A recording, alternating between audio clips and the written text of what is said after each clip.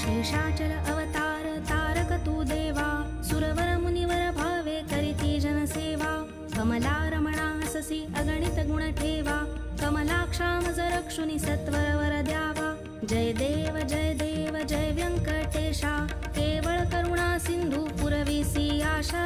जय देव जय देव जय देव जय देव जय व्यंकटेशा, केवळ करुणा सिंधू पुरविसी आशा. जय देव जय देव.